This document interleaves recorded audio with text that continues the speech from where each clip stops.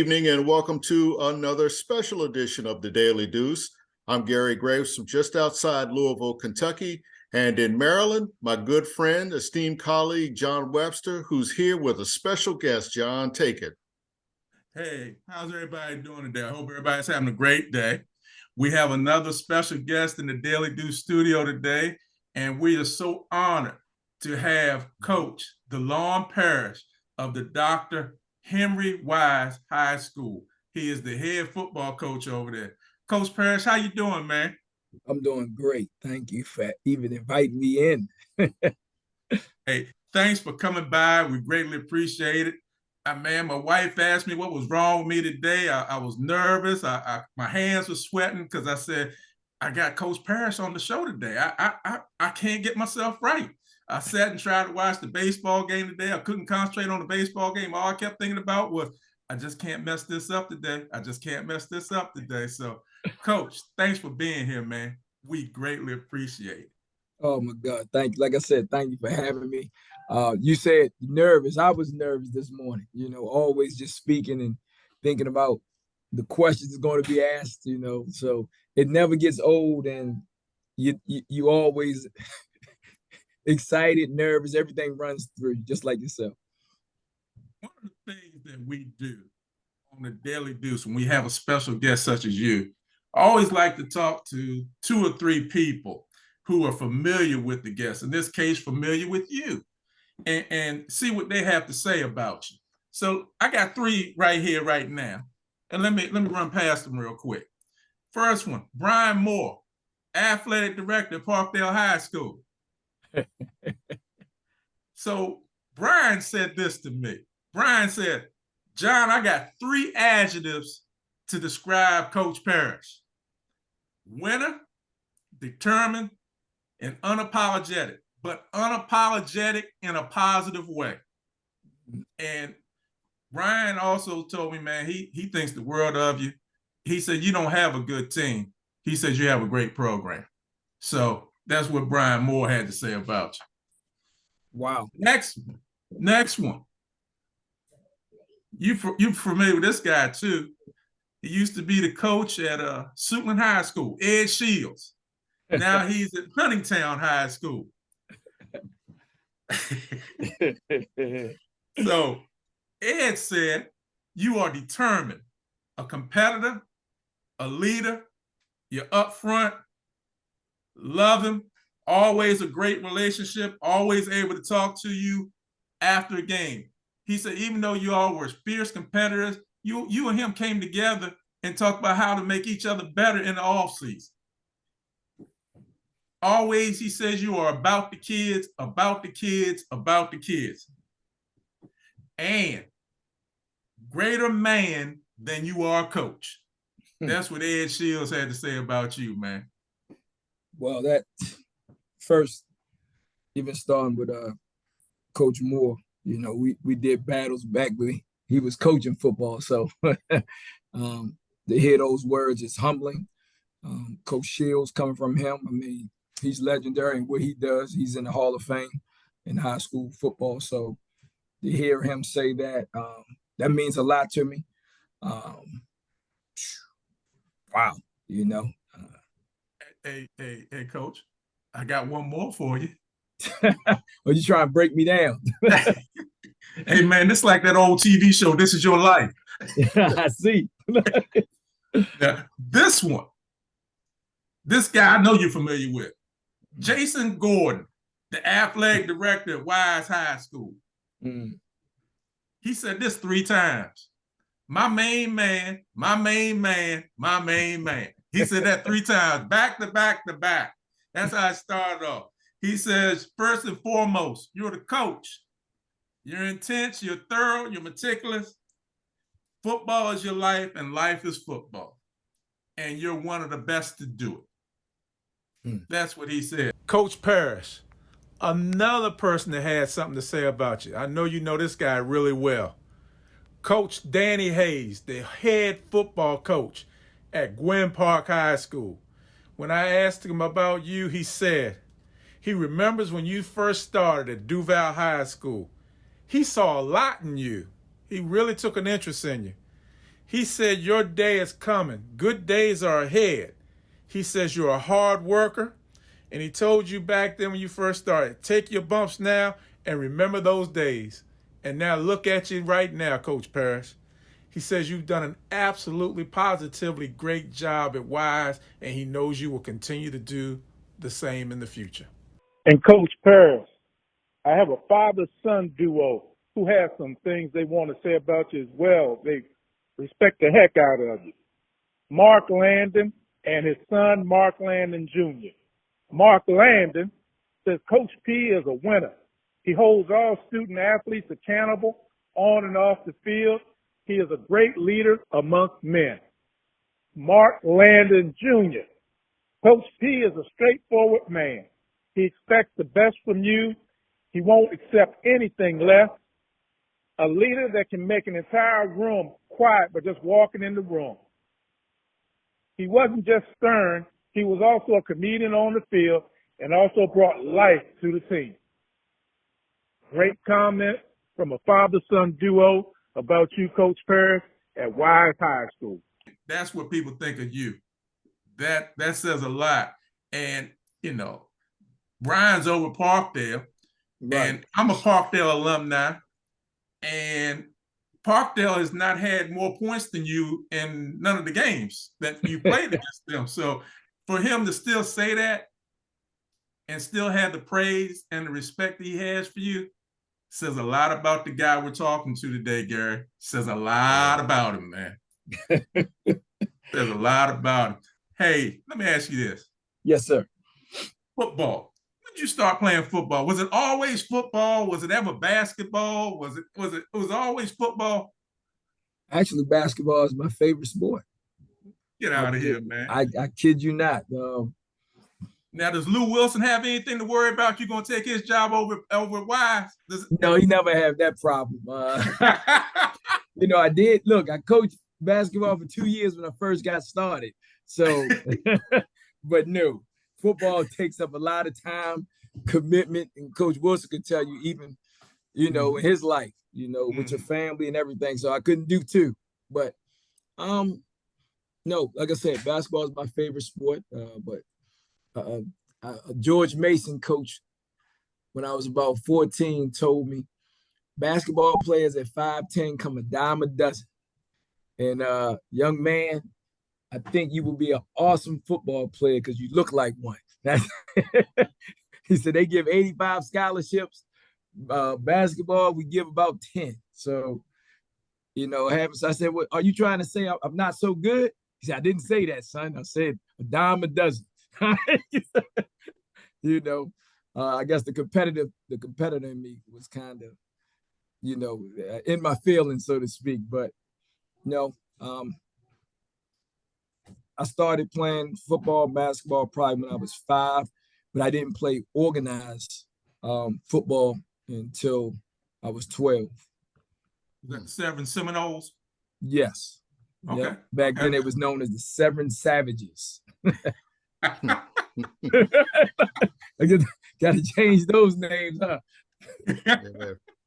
Hey, Coach, I'm, you know, from a distance, you know, watching your success, and I'll just say, I'm one who I love dynasties, and especially like in this age where it seems like it's harder to string together, you know, back-to-back winning seasons, let alone championships. That I think at last count, what was it, 5 or 4? I think it was 5. 5. It's 5. It's 5. Hey, don't get it twisted, Gary. It's not 4. It's 5. Yeah, but I mean, just like how do you appreciate that, especially again in an age where just going back to back, even winning a district or a county title, is that hard? Well, that's a tough one there, Gary. You appreciate every accomplishment because it's not you. It's not one person. Football is a team sport. In high school, you know, you have a community, you have the building, you have the teacher, you have everybody. You know, even my wife, she doesn't get the credit she deserves when she's taking home taking care of home when I'm gone, and getting the kids up there even to see me, and wanting to be around me. But I can tell you this, I never thought that we would win 5 state championships. I never thought we would go to 8. Those are things that's not on your mind. I know for me, when I first started, all I cared about, my goals was, I figured if I could get 3 to 4 young men to move on to go to college and have some of the opportunities that I had, and help guide them and giving them situations where I had a lot of good people in my life, but some of them didn't experience the things that I was going into, right? So I wanted to be that voice for the young men. I figure, hey, if you're getting 3 to 4 kids into college playing football on the next level, you're gonna win at least 7 games, right? Going 7-3, that was good for me, right? And I figured, hey, you continue to send young men to school, and you're going 7-3. Eventually, you're gonna get into the playoffs and you have a shot. But no, I did not. When it came, it happened. Some people think it happened overnight, but it didn't. For those that do not know me, my first year coaching, we went 0-9. Second year, 2-8. Right, my third year, 2-8, and then it was 5-5. My fourth year was 5-5, and look, that was aided by a rule, a forfeiture. So it was really 4-6, right? And then it took off. So when people say today, "Hey, coach, you know how to win," I say, "Yeah, because I know every way to lose too." Right? Y'all just don't remember back that far. Y'all mind, they always into today, right? They don't look at the past. So they don't even remember that, So, but I do, and it'll never leave me. Every loss means something. Every child means something. It hurts because, even as you get older, I'm a face person, and relationships, and I deal in personalities, right? And as you continue to coach the young men, you think about 120 people probably coming through your program on a yearly basis. You do that for 20 years, you do the math, right? Trying to remember every single one, because every single one is special to you. And I think that's what it's a lot of good people that coach, a lot of good people. They want everybody to be a good coach. I'm telling you, it's a lot of good people. And it's very hard and humbling trying to remember every player all the time that you ever came in contact, because to win a championship, you have to know the last person on your team, in my opinion. You have to know their desires, their wants, their goals, what drives them, and let them know they mean something, right? Everybody in the world is not going to be the president of the world, right? But, hey, I'm going to make it my job to know the trash man, the guy that cuts the grass, right? Because those important jobs that some people don't think that's important, right? But that makes the world move. And that's how I feel about every kid to me. Everybody's not going to be super special, but you're special to me. You're somebody. And it's my mission in life to help you grow and know that I care. And it doesn't matter if you step foot on that field 100 plays or 1 play. I want to know you and let you know you're important to me. You're also a teacher at Wise too, right? Yes, sir, I am. So where I'm going with this is, you talk about 120. I'm quite sure you take the same determination, intensity, and commitment to the classroom you have on the football field. So you times that 120 by all those kids you come across in that classroom. You talking about 1,000 kids every year that you got to remember by face and make sure that they're moving forward in a positive way. Oh my goodness, you didn't step on a whole nother topic with that one, right? Because in the end, I'm fortunate, and I say fortunate and blessed that I am a proud, African American man is teaching a predominantly African American school, that they get to see men. And I didn't growing up, I didn't have many male teachers, let alone a black male teacher. And I said we have more responsibility to pass down to the next generation, right? To show them what it's like, how to move, how to be, right? You make mistakes, but I take this very seriously for my students. So I want them to see a positive face. I want them to know I care. You know, I sometimes it's funny in a building where they like the football team, but I'm around more student body than the football team, right? The students mean everything to me, the relationship. When I'm going out to the stores, I'm one of those guys that, you know, for the longest time I lived in the community, right? The school, obviously Dr. Henry A. Wise, Upper Marlboro, but we had parts of Clinton, half of Clinton. I lived in Clinton. You know, the kids, I used to grab them walking by, get my lawn for me. You know, you want to get some community service. They used to be like, oh, Coach Parrish live right there.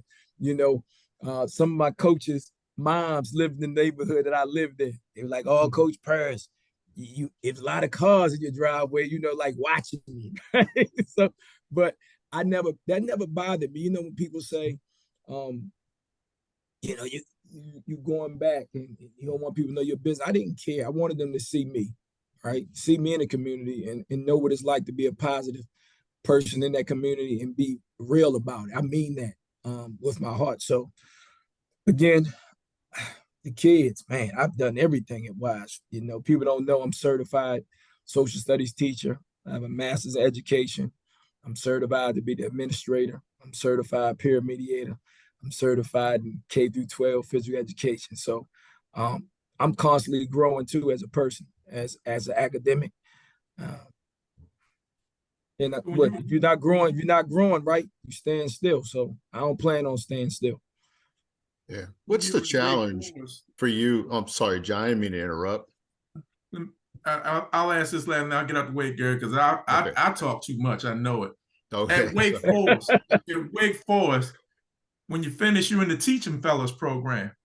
Did that help you realize this is what you want to do, being an educator, being a teacher? How you know that? The Teachers Fellows program. You did some homework. Well, actually, I always knew I wanted to be a teacher. I did, right? I wanted to be a teacher and a coach. I know if my dad, if he was right here, he'd probably be embarrassed of this, right? Because I remember the first time I told him that I wanted to be a physical education teacher at the time. And he got mad at me. You know, people don't know also, I was a straight A student. And my dad, you know, at the time, he was, you know, my dad, my mom had me when they was 18, so young parents, right? He equated success, I think, back then to money and status. So he was like, you're too smart to be a physical education. He wanted me going to engineering. That was his big push, right? And he yelled, and my mom, I remember my mom got mad because he broke me down, you know, made me feel bad. But he came back years later and was like, hey, son, he remembered that too. He basically said he was sorry about that. You know, if that's something that I wanted to do, that, you know, he would support that. But he was always looking, I know what he wanted, right? Everybody want their son, daughter, what have you, to make the most money and do better than them. And he saw potential that I could do other things, which, again, I'm always, like I said, I'm always growing, trying to master something else. But I knew I wanted to be a teacher. Didn't know how soon, though, right? Didn't know how soon, as every athlete has aspirations of going pro, things of that nature. So didn't know how soon it would happen. At Wake Forest University, my academic advisor pushed me to get my master's degree in education, pushed me in the fellowship teaching program. And hey, the rest is history, so to speak. Yeah, man, it's a great history, man. It's a great history, man. That's why I want to ask that, man, because they need more African Americans, such as yourself, men or women, in that classroom. They need more, man. Gary, jump in there before I get another question going, man. Okay. Go ahead and jump in there. coaches like to talk about the process. And I guess, you being a teacher, it's kind of the same thing. Especially with a startup school like Wise, how patient were you with the process? How encouraged or discouraged were you? And what was that like along the way to kind of build up that kind of success? And I guess really starting with continuity, through 0-9 and all those rough seasons. Oh, well, the process was tough. And let me tell you first, and as fast as I could, I was at Duval High School. I went 0-9 the first year. One of my best players was killed in a car accident in the middle of the season. The second year we went 2-8. And then I get a call. I was very discouraged. I thought I was a failure at coaching. Again, I tell you, everybody had people in their lives, right? My dad is my cameraman. he liked to say video technician, so to speak, right? But he put things in perspective for me on, son, you're a good coach. Think of the goals that you have, that you started out with, right? And getting kids into college and being a mentor, things of that nature. You're still doing those things. And then there's a whole other story of how I got to Dr. Henry A. Wise, but I ended up getting that job. First year was 2-8, so that's 3 straight losing years for me. I'm down, I'm trying to figure this out. You're not certain that your vision is effective, right? We talk about, yes, I'm being a good mentor, and I'm getting some young men into school, and they care, obviously.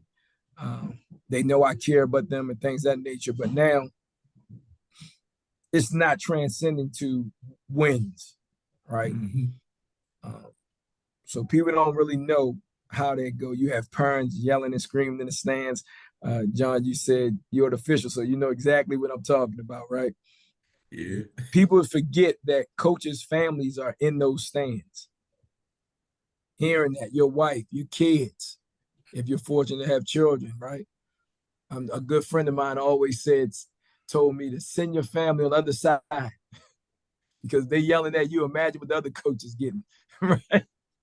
So that process, right, of just growing and being the best you can and taking it one step. I now talk about being the best that you can in that moment, right? Every minute, try to be the best person you can. Try to be the best you can. And then that minute will turn into an hour. That hour will turn into a day, right? And you'll keep pushing and keep growing till you become better. If you see somebody not being the best they can, right, be a real friend. Tell them about themselves, right? Mm-hmm. Everybody needs honest truth. I need honest truth, right? Everything I think is not always going to be right, right? Teach people about how to approach people. Everybody's not ready to be approached, right? If you have relationships, approaching somebody when they're angry is not always the best time to do it, right?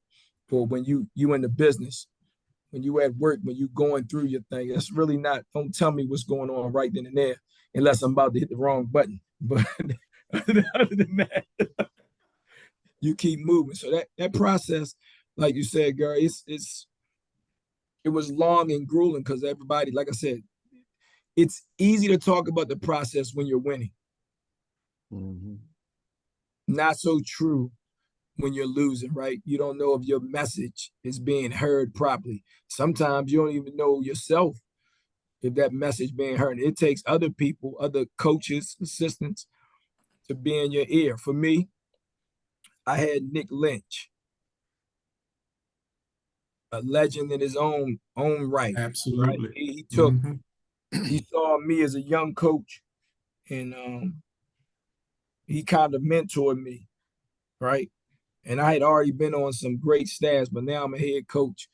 And I don't know what he saw in me, right? As, hey, I wanted to be him, beat him, and, all of that. But for him to actually come and talk to me and tell me, hey, I'm seeing from afar as a competitor, your message is getting through to them. You may not see it, but it is.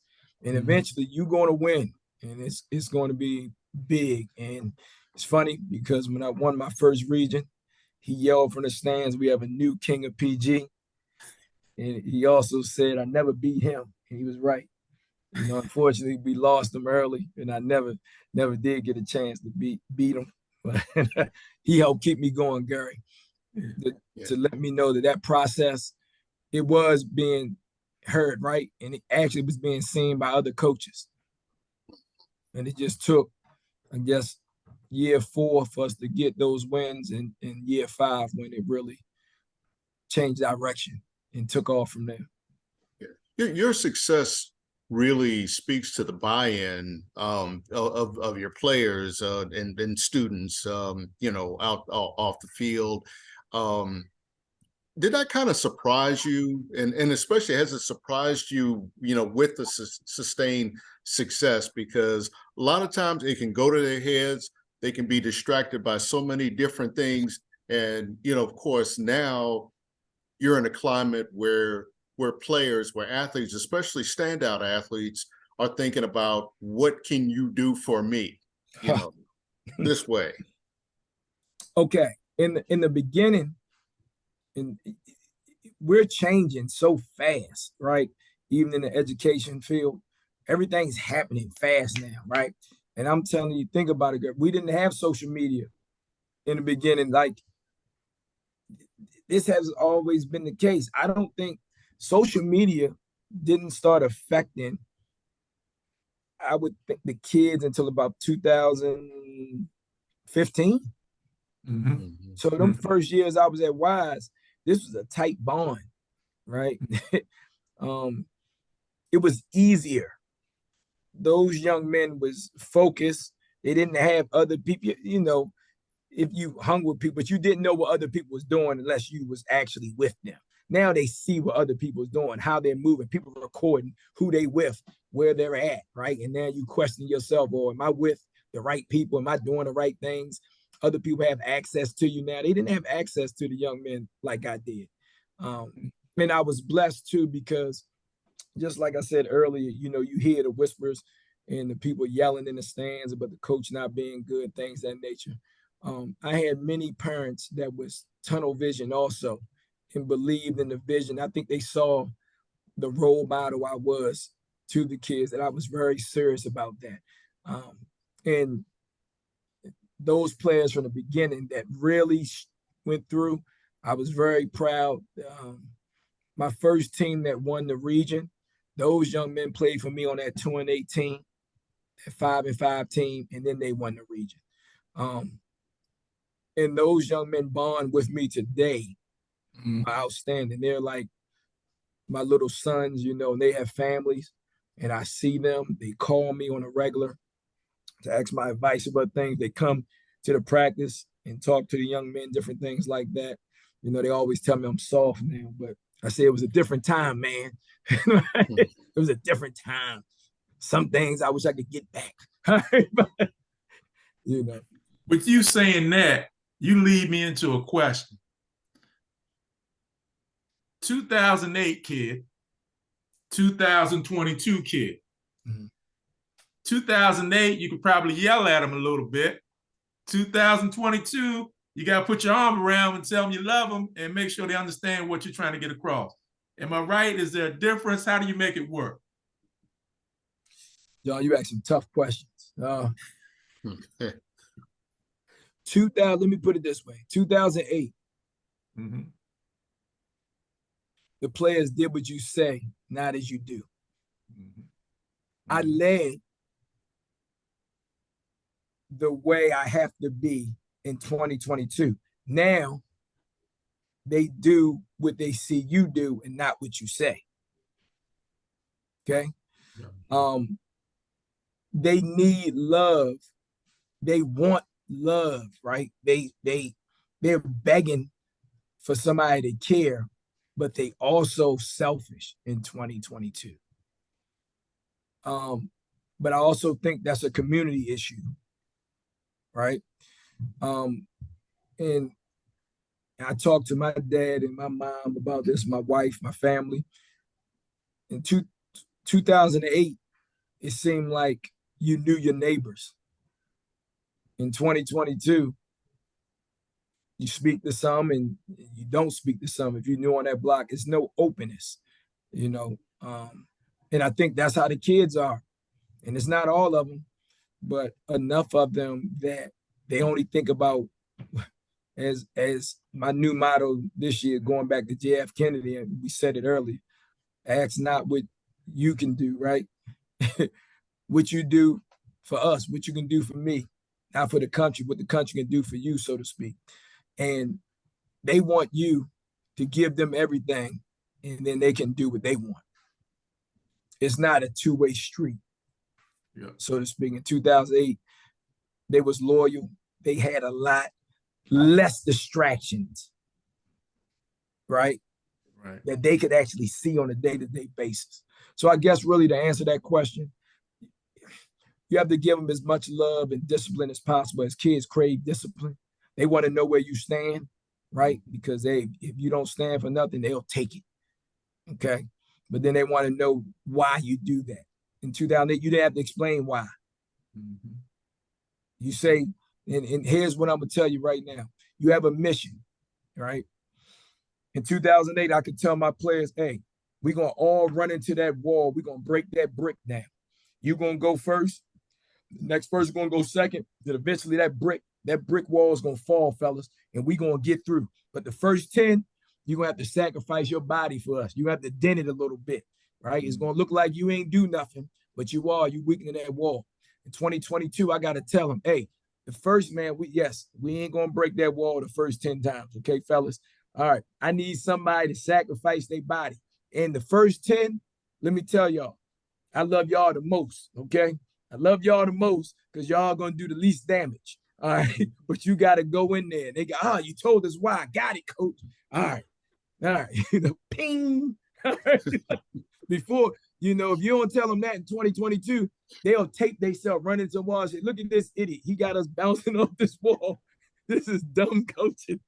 And the whole world see you, and they judging you. They didn't know you trying to teach them. Look, man, we want to go into this like a bunch of ants. All right, we're going to conquer by numbers. They don't know, right? They get part of the story. And I guess that's what social media is sometimes, part of the story, or the story you want people to see. And if you don't explain it now, you end up being the lead story on Channel 5 News. Right. So, Coach, in 2023, what do you foresee, heading into this fall? Getting them to run through a wall for you? Do you feel like, some you gotta put your arm around, them, tell them you love them. Some of them you really do get in their face and just say, this is what you gotta do if this is what you really want. The biggest challenge in 2023 is just to get my young men to understand what it is to be a team again, not an individual. Individuals will not make the team great. It's what you do as an individual to place yourself in a team situation, a team commitment. It's always easy to me when you're coming off a loss, right? Or some people, and John, you said earlier, right? Last year we went to the state semifinals, but in Wise now, that's become nothing to us, right? Mm-hmm. They look at it, our community look at it like, we was unsuccessful because we didn't win the state title. We didn't go to the state championship game.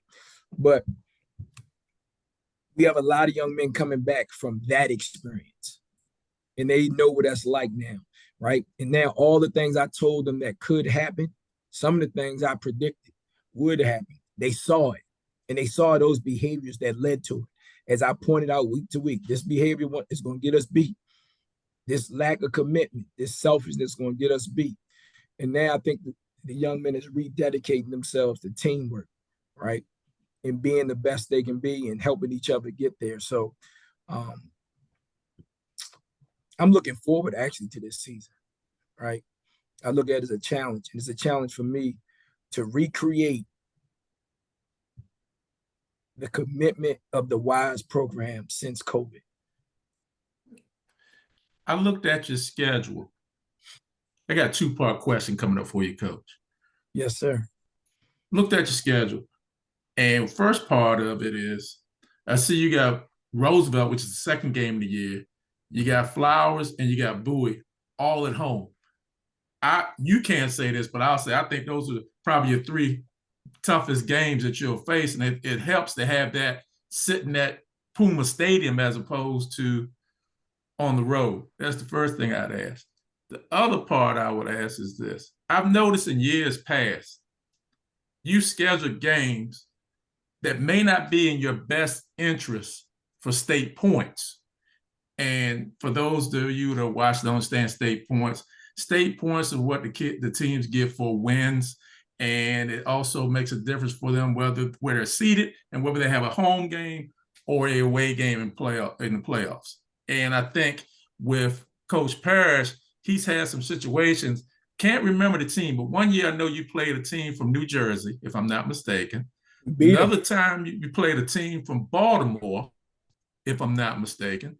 Last year you went to North Point, and this year you're playing the Murray Commodores, who are from Norfolk, Virginia. And I guess what I'm saying is state points are important, but you still go out and you take these other games not knowing if the state points will help you or hurt you. Can you talk about that a little bit, if I'm making sense? Oh, you're making a lot of sense, John, because you're hitting on points that people ask me.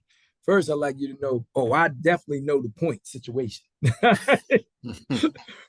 Unfortunately, we're one of the most successful public schools in the state, maybe in the history of the state, right? And we play at the highest division in our state. Unfortunately, the state of Maryland does not, we do not start, our public schools does not start the way they do in the other states. We're starting later, okay? So I have to be very strategic on who I play, who I'm trying to play. We somehow, and I definitely understand this, it's a lot of schools inside our state that just don't want to play us. And I understand it, right? We're a 4A team, and we're talking about the points, so we're on the highest level of points. But to them, you want to play a team that you can try to beat, and they're not confident they can beat us. So why play us when, the points matter? So I'm forced to be strategic in who I play. And sometimes you mentioned I played the private school in Baltimore. They was considered a 4A team. The private schools in Prince George's County are not considered 4A teams. The Camden team in New Jersey was considered a 4A team, a 5A team, so to speak. North Point, a different county, considered a 4A team.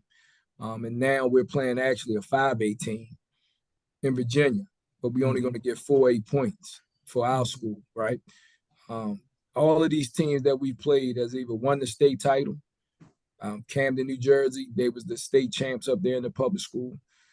Calvert Hall, when we played them, they ended up coming to second before St. Francis got kicked out of the league, and then they won it the next year, right? We played them.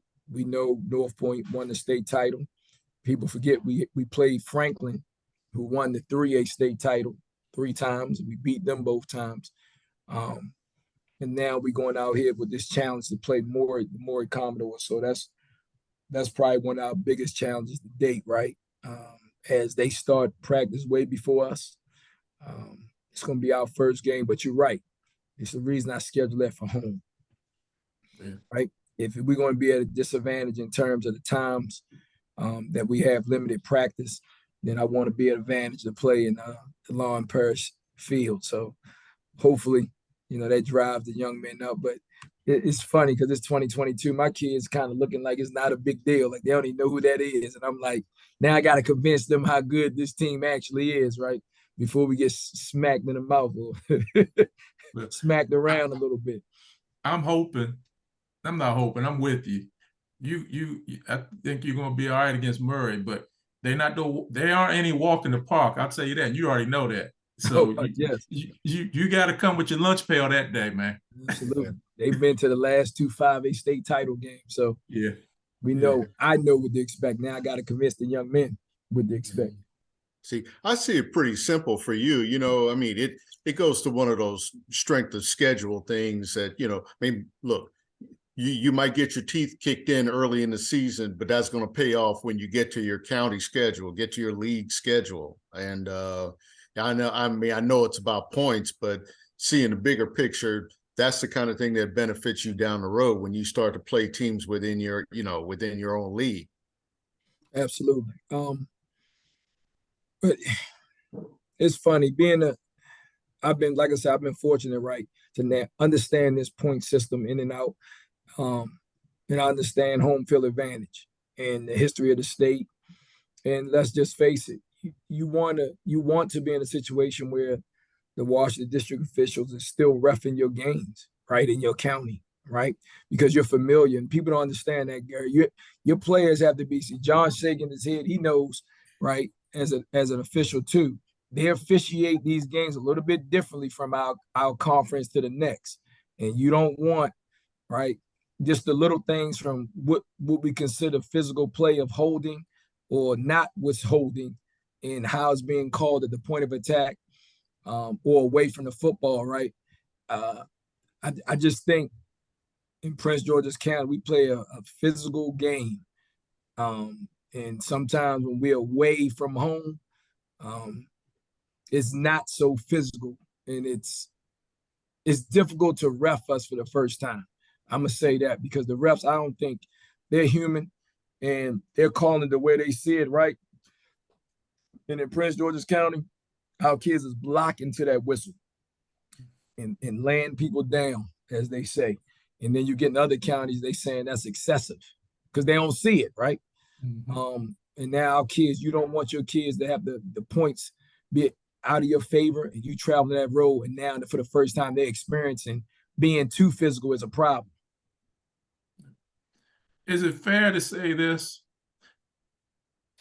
Having that home game, and I called it wrong at first, please forgive me, Coach, having that home game at the DaLawn Parrish field is very important, because if you're that team that doesn't have enough points and you got to travel from PG County all the way up to Montgomery County, the ride can be just rough just getting there, and you lost some of your edge just getting to where you got to get to. Is that a fair statement? Oh my goodness, John! Just last year, we're playing Blair. The previous year, they came to Wise, and because of the points, now the points got shaken up, and now we had to go to Blair, and our buses didn't get to our school until an hour. It was like an hour, 30 minutes for the game. It took an hour to get there. So we only had a 30-minute warm-up. And the refs, once you're in the state playoffs, they don't care about those buses being late and things of that nature. I mean, we were sitting outside our building for like an hour, just waiting for the bus to come. And then we got stuck in rush hour traffic. So we got inside the building and had like a 15-minute warm-up, and the refs blew the whistle. The only good part that I say about that was we was familiar with that opponent, having to play them the previous year. And we was familiar with those refs. Mm-hmm. Right? I when we got off the bus and I saw the refs, now that I've been doing this for 20 years, I've recognized all the different refs. And it was comforting me because I knew how they was going to call the game. You get what I mean? These refs that I had that particular day, I knew when we get a penalty, they would let me know what they did wrong, right? And answer the question as they was reffing the game. And not every ref does that. But I was comforted in that part. Yep. Gary, come on in here, man. I've done it again. I got talking again. Yeah. Hey, I guess as we wrap this up, as a coach, where, you know, and I'm talking about X's and O's, where do you feel like you are now? I mean, where do you feel like you're so much better and that's going to serve you going forward? Oh, wow. Thank you, Gary. I'm so much more better. I'm first of all, my staff is so much better, right? And when you're a young coach, just trying to assemble a staff that have the same vision and commitment as you, That's hard to do. Taking over a new program and things of that nature, or being in a struggling program when I first took over Duval High School. Just get men to have that commitment and believe in you. They have to believe in what you do, right? That it's going to be effective without deviating from that path. I wish I could go back. I wish I could go back in time, right? And DaLawn Parrish coaching those young men, because I can tell you, if I had the same staff and the knowledge that I know, you don't ever know everything. I'm always trying to grow. I know the difference between a great, good, and average. And I don't ever want to be average. I was average. I was average back then with a great mindset, right? And I really didn't have the drive. I had the drive, but I didn't have the knowledge to communicate to the young men what I was thinking at the time, or even my coaches for that matter. So I'm trusting people to relay my message that I really couldn't do myself. And I'm not ashamed to say that. But that 0-9 team should have been 5-5. That 2-8 team could have been an easily 6-4. The next 2-8 team could have easily, because we lost 7 games by a touchdown or less. People forget that. So they could have easily been 7-3. And then that 5-5 team could have easily been 7-3 or 8-2. Right? So there is no question. As you get older and you get more people around you, you learn the game. You force yourself to do for yourself what you're asking other people to do for you. Right? There's not a position now I cannot coach, Gary. I've coached the O-line, the D-line, the quarterbacks, the running backs. But when I first started, I couldn't coach the O-line. I knew who they was blocking, but I couldn't coach them. So now I'm relying on somebody else. And let me tell you, not every assistant coach, you lead them to their own vices, does what you're going to say, just like your own son or daughter. Right? You gave them the message, they like, yeah, dad. And then they go over there when you're not looking, look around with dad at. They somehow deviate from the plan. Hey, you mentioned your personnel.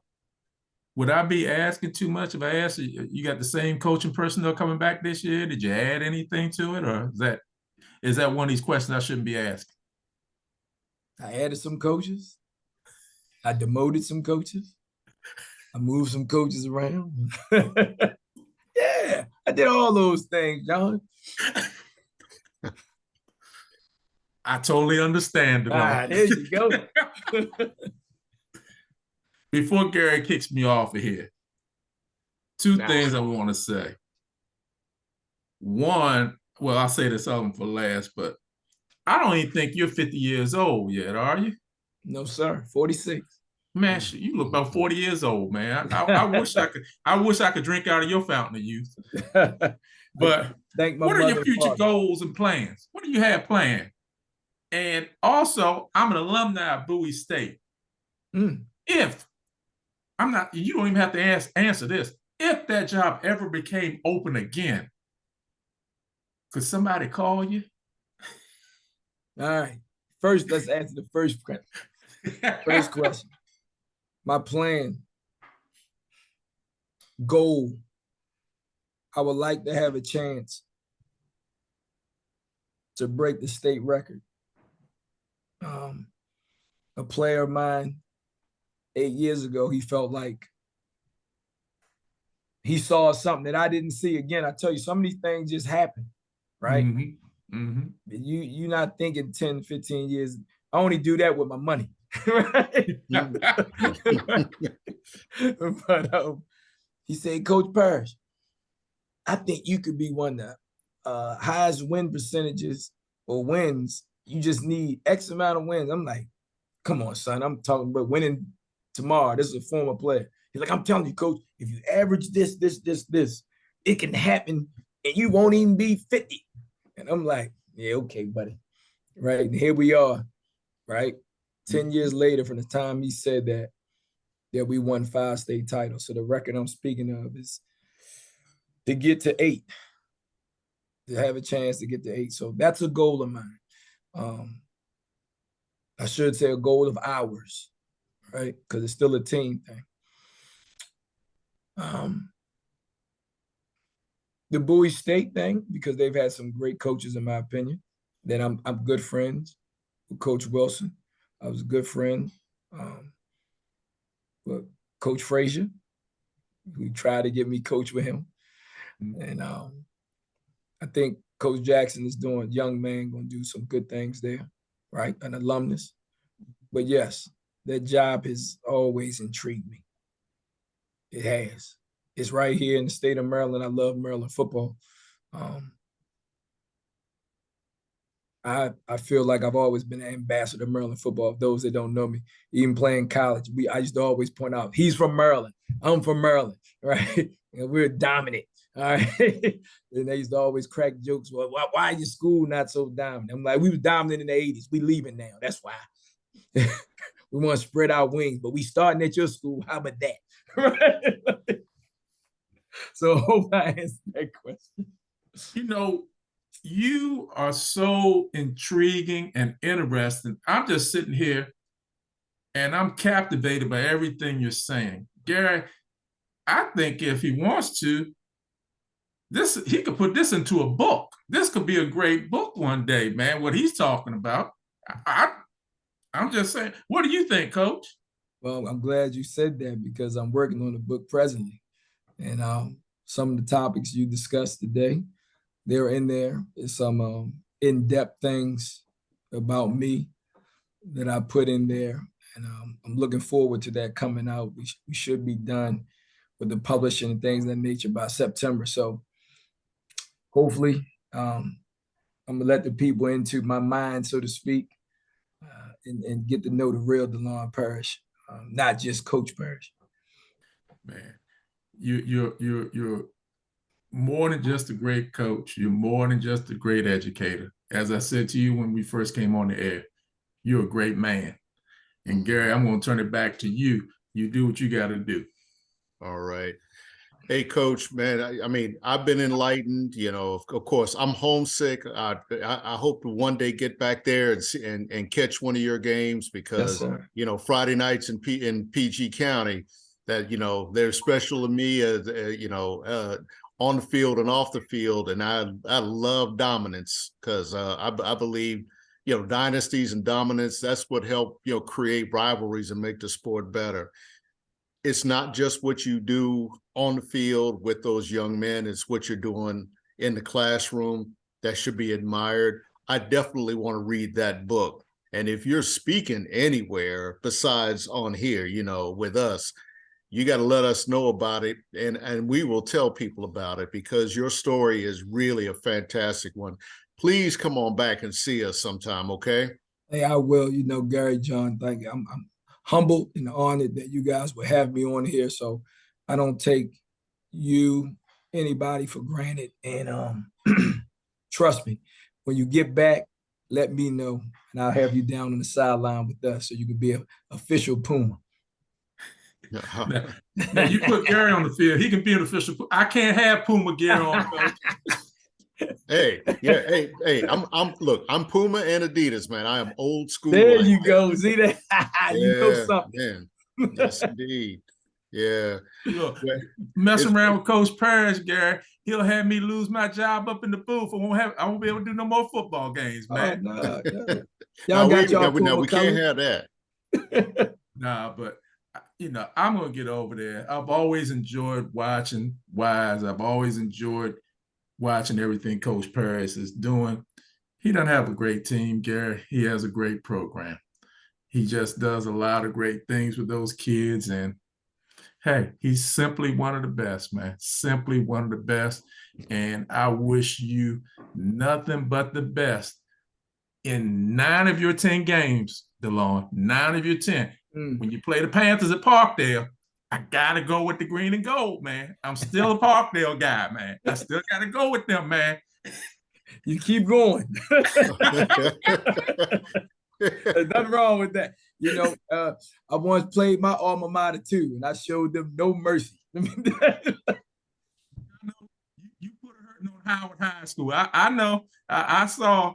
I thought you were gonna pull the brakes up a little bit on them, but you did what you had to do. hey, they taught me that. So hey, I had to return the favor. They taught me well. Yeah, absolutely. Gary, go on, take us home. All right. Hey, it's been another fun session, folks. Come on back and see us. Tell your friends, tell your family. We're on Facebook, we're on YouTube. Look, we will email you a copy of the episode, but spread the word, because we sure are. Because when we have fine guests like DaLawn Parrish, man, you never know what direction we're going to go in. Mainly, we're going to find out a lot about the person and what they do and their influence. And come on back and see us. Hey, y'all take care. We'll see you again real soon.